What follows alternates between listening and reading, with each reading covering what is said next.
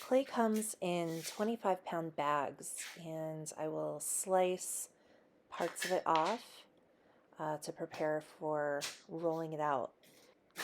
This is my slab roller. I will be rolling your slabs out prior to the class so we can save time. It takes about 5 to 7 passes to get the clay down to the correct width to work with. Clay needs to be rolled out slowly and multiple times in different directions in order to help the clay retain its integrity.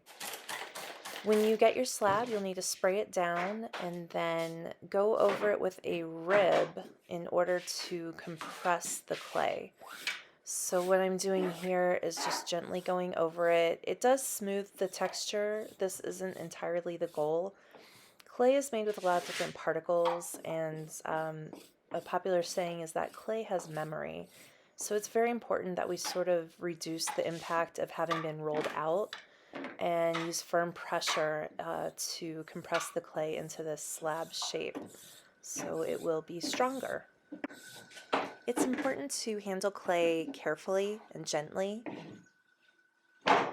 I'm only handling it by one corner when I flip it, and I know that corner will be pretty much useless, but it's important to keep the rest of the clay strong and with integrity, so we don't want to fold it too much. We don't want to wrap it.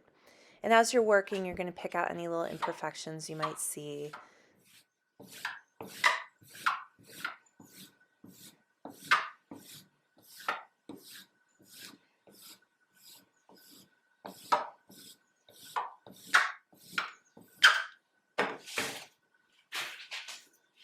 I've cut a piece of clay that is about the right size to cut out my base for the mug. So first I'm going to decorate it with a texture. This is all completely optional. I'm using a large cookie cutter to cut the circular shape of the mug out. This will make things a lot easier and give you a really nice shape to form the base of your mug. Here I'm just going to show you some alternate ideas for texture making. There are so many ways to decorate your clay. So this is using fabric and a roller. If you have anything from home, I encourage you to collect any items that seem interesting to you. They may or may not work, but we'll have plenty of clay to experiment with. So you will only cut out one base. Again, this is just to give you some ideas about what you could do. I will have some stamps and textures on hand for you to work with as well.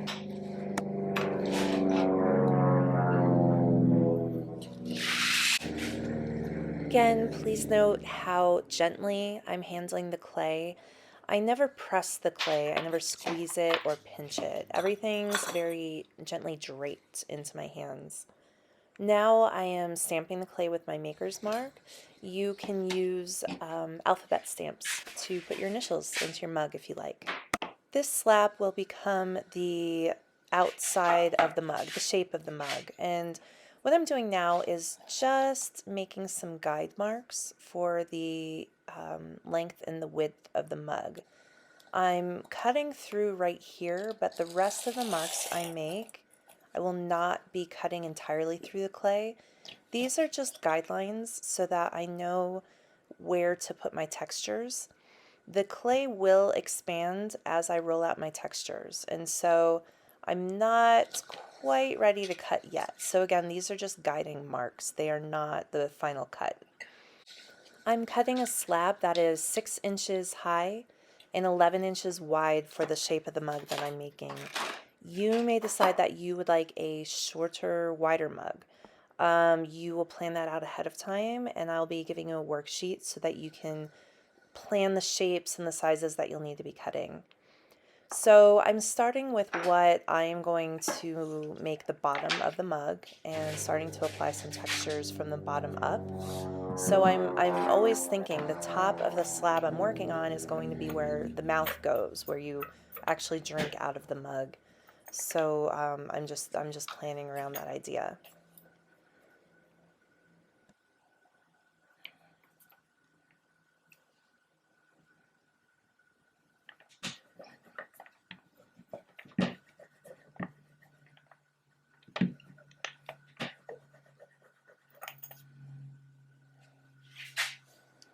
These are stamps that I've actually made out of clay, and I will have some of those available as well. Definitely use extra areas on your clay to test and see what things are going to look like. The less we handle clay, the stronger it remains. So while we can do some things to fix mistakes or we can cover things up, you really want to try to manipulate your clay as little as possible. So just try to make choices and stick with them and not worry about it too much.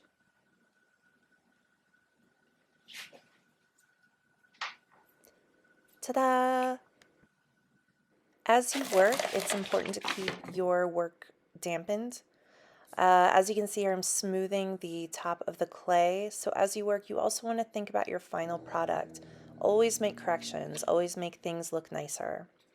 Now I am cutting out my final shape for the mug. So this is again 6 inches high by 11 inches wide.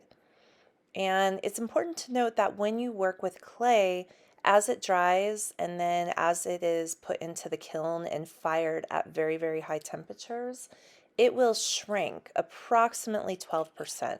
So our measurements do calculate this into the final product.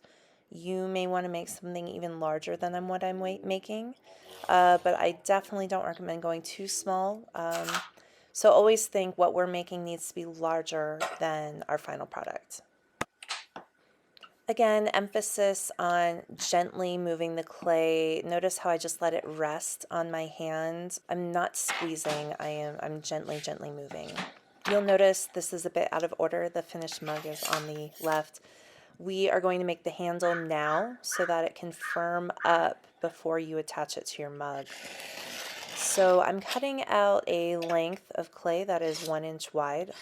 I'm not worried about the length. I will change that when we actually attach it. The next thing I'm going to do is smooth and shape the handle. So with a wet sponge, I'm going to soften the edges and make them nice and round.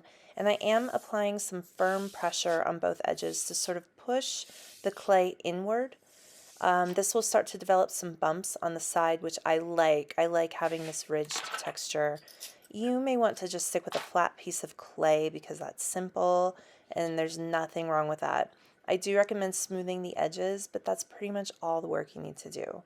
So notice again, I'm pushing in with my the fingers on the sides to get that raised sort of lip on either side. Now I'm just going to wrap it up in a little circle, and this will help create an arch in the clay and set it off to firm up. You will wrap this in plastic and spritz it every now and then. Now I'm going to make some more decorations. I'm thinning out the clay because I want these to be a little bit more on the thin side. I'm going to set this slab aside, and that is what later does become the handle. So any scraps you're using, always treat them gently. I'm going to use cookie cutters to cut out some fun patches to put on the mug. You can use circles, any shape you want. You can stamp words into these. So really, you can think about all sorts of things that you'd like to do. You could put a sentence in one of these. I have some other mugs that I'm making that say Julian, California in them as a souvenir mug. The powder on top is baby powder that will be sprinkled onto the clay, and this helps to prevent the stamps from sticking to the work. Clay likes to stick to things.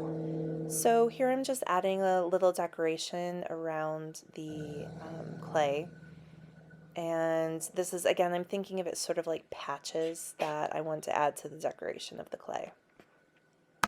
One of the reasons we're making the patches and the handle before assembling the mug is that clay likes to firm up. The more you can let it firm, the easier it is to handle it. You don't risk as much damage to the decoration, and it won't flop around or fold or get weird on you. So it's nice to make things and then set them aside to dry like we did with the base of the mug right here.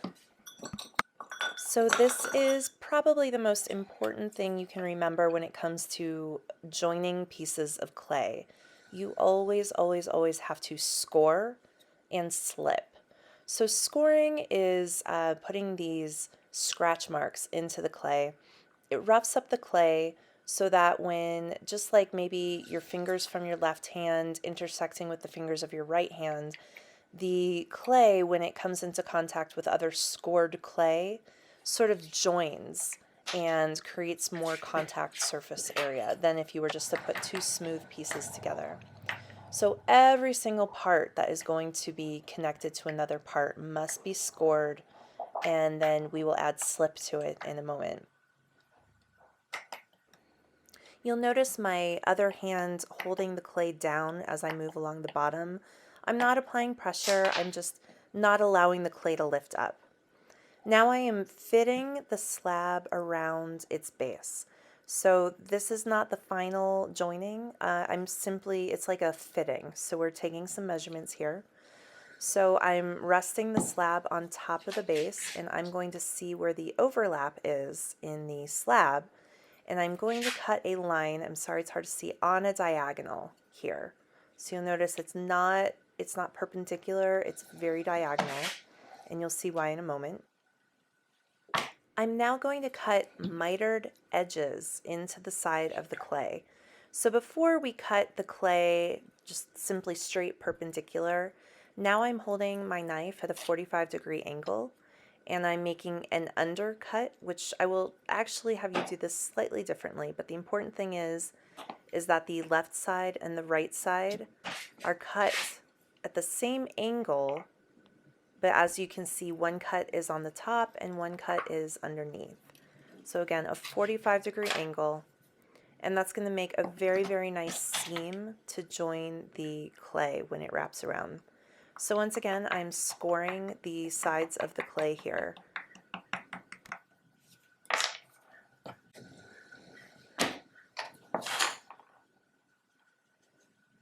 You can see the side of my cut is a little crooked. I will have you use a ruler to get a very nice straight line when you do this.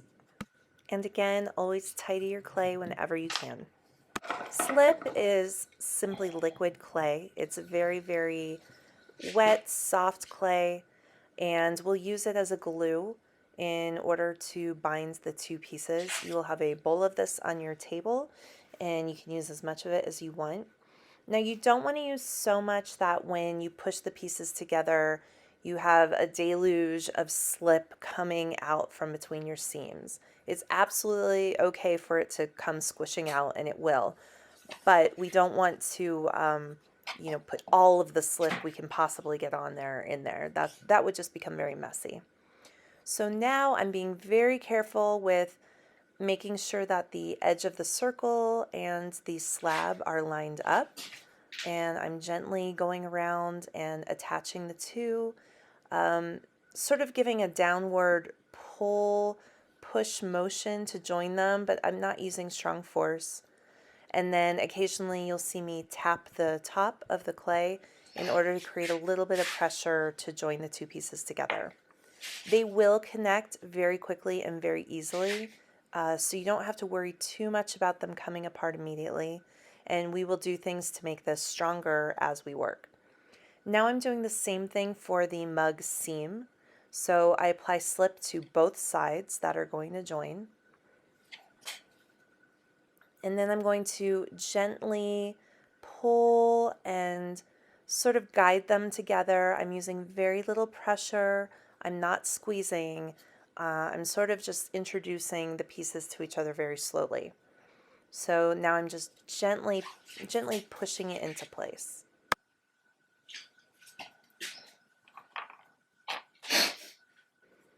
Here I'll use a small paintbrush and I'm tapping the seams together. You will lose some decoration as you work, but we will also sort of re-stamp those areas. Now I'm going in with a tool and smoothing the seam on the inside. And again, clay doesn't like to be forced quickly. Everything you do, you need to think about doing it sort of gently, coaxing the clay into the direction you want. So you can see what the inside will sort of look like.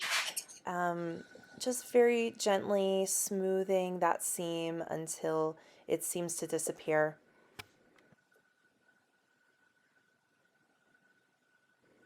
And you'll see a bump along the top, and that's what I'm smoothing out here. And then I'm going around with my finger and just making the top of the mug nice and smooth and soft. And I'll do this multiple times throughout the building process. Now that you have your mug formed, always take a moment to sort of reshape it if it becomes out of shape. Now I'm tapping the bottom of the mug to help join it to the body of the mug.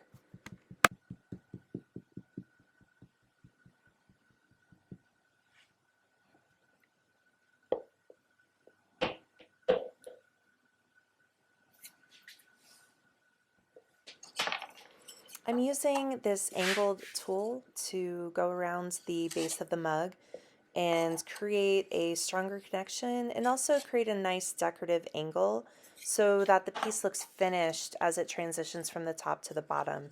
So we're always thinking about our final presentation. Clay doesn't really disappear, so anything you see in your finished product is most likely going to show up in your final product. So it's always nice to take a moment to smooth things, make them look more presentable. In this case, we're also helping to bind the two pieces together. Now I'm going around with a wet finger and I'm smoothing the slip away. I'm sorry about the angle of this, it's not the best. But the important thing is, again, to make the surface look nice and to remove any excess slip that has squished out from the base of the mug. One more pass with the wooden tool, again to make sure we can't see the seam and to make the bottom look very nice.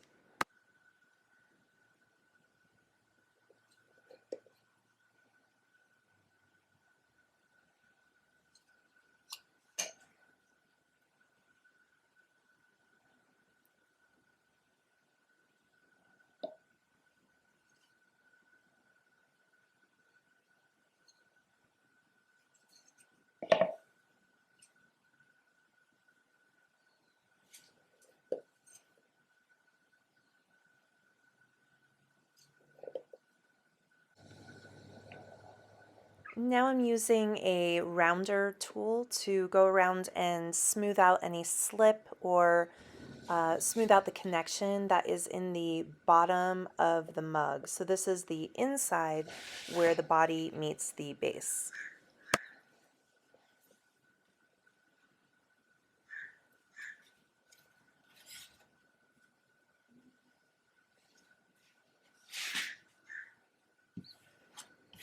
Now I'm going to start thinking about where I want to put my patches, and I'm just going to gently press them into the mug so I can see what they look like. I'm using the patches as a way to sort of lessen the appearance of the seam, and I'm also going to put the handle over the seam, so I'm not going to worry too much about finishing it more. I can work with you individually to help you figure out that process. Now I painted a little slip on this patch and I'm going to stick it on, and then you'll see me pull it right off. And I use the slip to mark where I now need to go score with my scoring tool.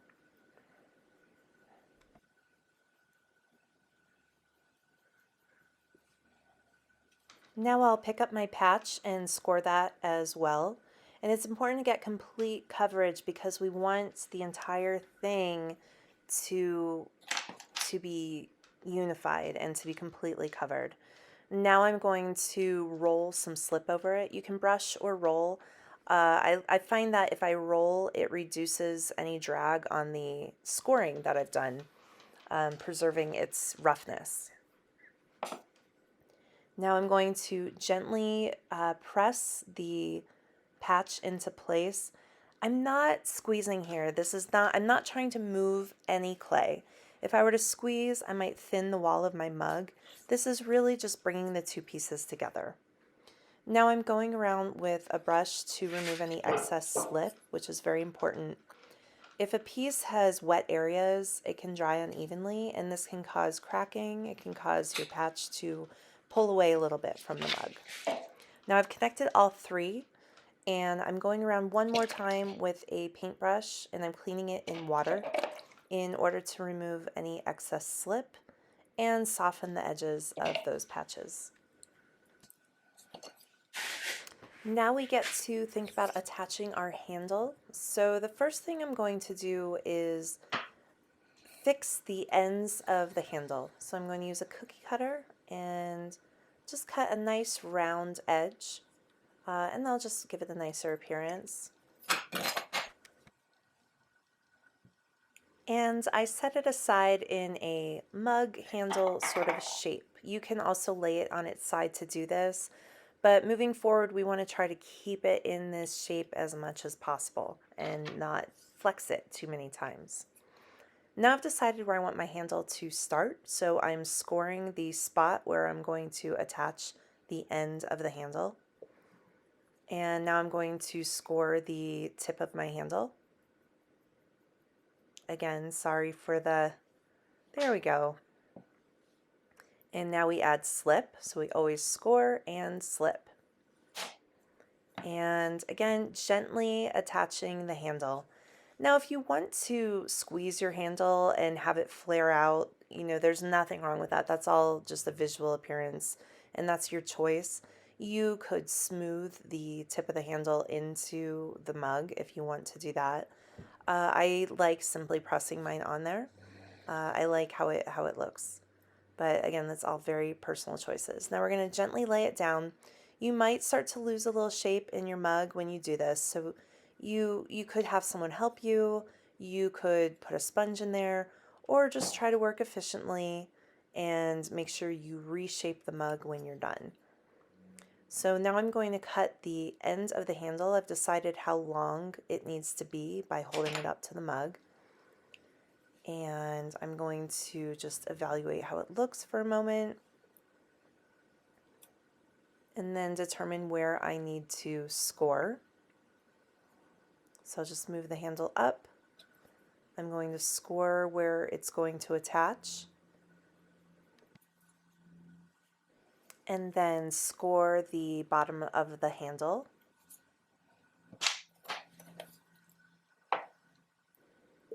Slip always comes next, like the glue for the clay.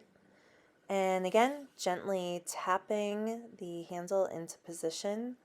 There are many ways to make handles, and so if you do have some time, I'd encourage you to look up some YouTube videos. Some of them can be very complex, so I wouldn't recommend trying that. But if you do find something you would like to try while you're here, I can absolutely help you with that. And handles are something that if you make a mistake, they're so easy to scrap and start a new one. Now, again, as we work, we are fixing, smoothing, thinking about what our final product is going to look like and feel like, and again, removing any excess slip and reevaluating the shape of the mug as we go.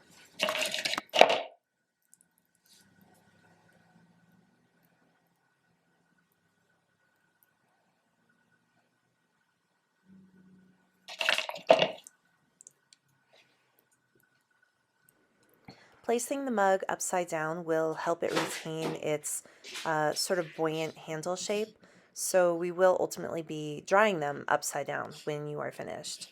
So take a moment to look at your handle, make sure it's straight, make sure it is curving in the direction you want.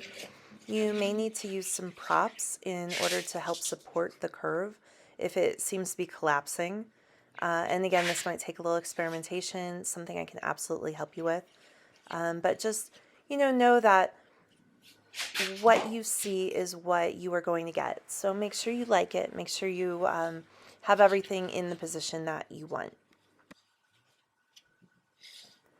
Okay, you guys, that was a very abbreviated mug video. So I look forward to seeing you soon and helping you build your own.